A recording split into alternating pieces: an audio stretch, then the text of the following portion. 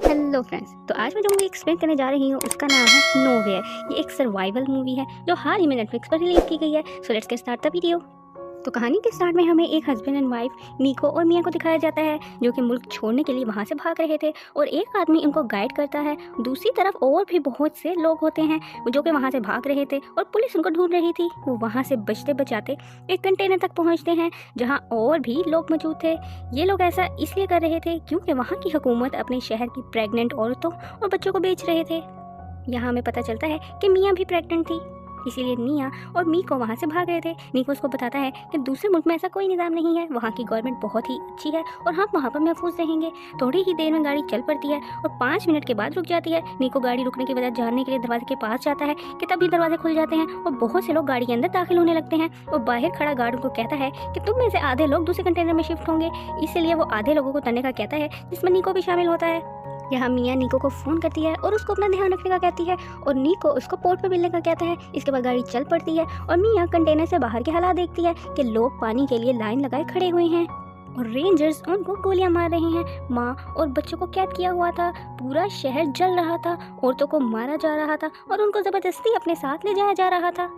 अब मिया थोड़ी देर आराम करती है कि कंटेनर फिर से रुक जाता है और बाहर कुछ रेंजर्स कंटेनर की तलाशी लेने का कहते हैं। एक गार्ड अंदर जाता है, उसे वहाँ कोई नहीं मिलता। फिर दूसरा गार्ड बाहर से गोली मारता है जिस पर सब शोर करने लगते हैं और वो उनको बाहर आने का कहता है। मिया ये सब देखकर ऊपर लटके हुए एक बॉक्स के ऊपर चढ़कर छुप जाती है।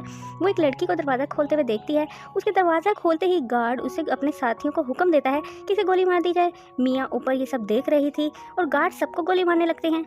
सबको मारने के बाद वो कंटेनर को साफ करके वहाँ से चले जाते हैं। इसके बाद मिया नीचे उतर जाती है और देखती है कि कंटेनर को शिप पर शिफ्ट किया जा रहा है। ये देख कर वो थोड़ा रिलैक्स हो जाती है और आराम करती है कि अचानक कंटेनर ज़ोर ज़ोर से हिलने लगता है। वो जब बाहर देखती है तो समुद्र में तूफान आ जाता है और कंटेनर अनबैलेंस होने की वजह से ज़ोर ज़ोर से हिलने लगता है और वो इधर उधर गिरने लगती है और चोट लगने की वजह से वो बेहोश हो जाती है।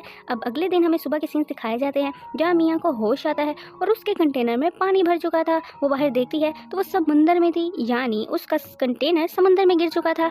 वो अपना फ़ोन यूज़ करने की कोशिश करती है मगर वो टूट चुका था। उसे वहाँ एक दूसरा फ़ोन दिखाई देता है जिस पर के कोई कोड लगा हुआ था और वो भी यूज़ करने के काबिल नहीं था। इसके बाद वो अपने बेबी की मूवमेंट चेक करती है कि वो जिंदा भी है कि नहीं। इसके बाद वो खाने के लिए कुछ ढूंढने लगती है और बॉक्सेस खोल कर देखती है। एक बॉक्स में उसे खाली डब्बे मिलते हैं, दूसरे बॉक्स में उसे काफ़ी सारी शर्ट्स मिलती हैं और वो उनमें से एक शर्ट पहन लेती है।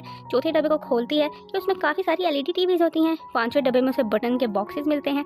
फिर उसकी नज़र ऊपर कंटेनर पर पड़ती है। फिर वो देखती है कि कंटेनर्स में सुराख होने की वजह से उसमें पानी भर रहा था और वहीं उसे उसका चाकू पड़ा हुआ मिलता है। वो उसको उठा लेती है। उसके बाद अगला डब्बा खोलती है, उसको उसमें वाइन की बोतल्स मिलती हैं। अब उसकी नज़र ऊपर लटके हुए डब्बे पर पड़ती है। वो उसको खोलने की कोशिश करती है मगर वो उससे नहीं खुलता। इसके बाद वो वहाँ से ज़रूरत की चीज़ उठाने लगती है और टेप की मदद से सुराख को बंद करने की कोशिश करती है कि तभी उसको लोगों की आवाज़ें आने लगती हैं। वो बाहर देखती है तो बाहर एक कंटेनर डूब रहा होता है। उसे लगता है कि निको भी इसी कंटेनर में था और कंटेनर डूब जाता है और वो बहुत ज़्यादा रोने लगती है।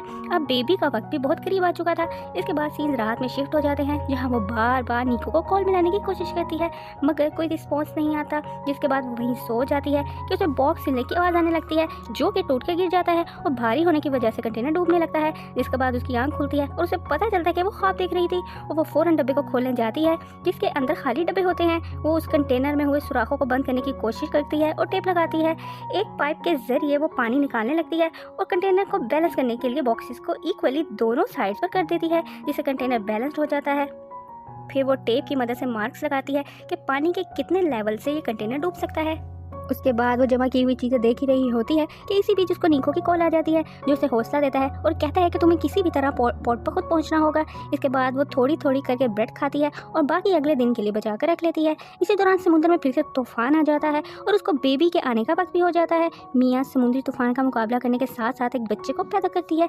इतने में सुबह हो जाती है और तूफान भी खत्म हो जाता है। अब वो वहाँ इस कंटेनर से बाहर निकलने का फैसला करती है और ड्रिल मशीन से कंटेनर के सरफेस में होल्स करने लगती है। नोहा कंटिन्यूसली रोती रहती है जिससे मिया थोड़ी सी इरिटेट होने लगती है मगर वो उसे संभाल लेती है और उसके बाद वो अपना बचा हुआ सारा खाना खा लेती है और अगली सुबह फिर से काम पर लग जाती है। होल्स करते करते उसकी मशीन ख़राब हो जाती है और थोड़ी देर आराम करने के बाद वो कटर लेकर होल्स को काटने लगती है। यहाँ मिया बहुत ज़्यादा थक चुकी थी और पानी ना मिलने की वजह से वो हेलुसिनेट करने लगी थी कि तभी बारिश होने लगती है और वो उन बॉक्सेस में पानी स्टोर कर लेती है। इसके बाद वो एक कपड़ा लेकर उस उस होल्स में अटकाती है और पूरी जान लगा के खींचती है, जिससे बाहर जाने का रास्ता बन जाता है और वो फ़ौरन अपने बच्चे को लेकर बाहर आ जाती है। उसे धूप लगवाती है। मियाँ उसका डायपर चेंज करती है और डायपर को पानी में फेंक देती है, जिसके इर्द गिर्द काफ़ी सारी मछलियाँ जमा हो जाती हैं।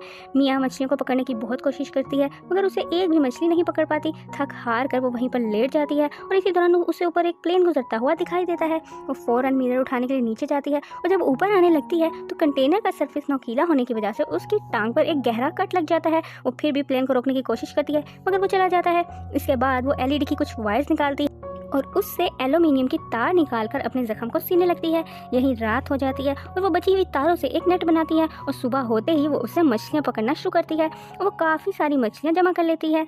उनमें से वो कुछ मछलियों को खाकर अपनी भूख मिटाती है और बाकी मछलियों को स्टोर कर लेती है। इसके बाद वो अपनी हेल्प के लिए पेजेस बाय SOS लिखकर उनको बॉक्सेस में डालकर समुद्र में फेंक देती है। दिन ब दिन कंटेनर में पानी भरता जा रहा था, तो मियाँ खुद को और अपनी बच्ची को बचाने के लिए बॉक्सेस और कुछ लकड़ियों का इस्तेमाल करते हुए एक शिप बनाती है। इसी काम के दौरान में वहाँ पर रात हो जाती है। इसके बाद कंटेनर में पानी भरने लगता है। वो अपना कुछ सामान लेने के लिए कंटेनर के अंदर जाती है, जिसमें किसी वजह से उसका पैर अटक जाता है और वो कंटेनर से डूबने लगती है। उसके बाद वो देखती है कि उसका पैर किसी रस्सी से अटक गया है। वो उसको काटती है और समुद्र से बाहर आ जाती है। नोआ को ढूंढने लगती है कि तभी एक डॉल्फिन उसके पास से गुजरती है और आगे निकल जाती है।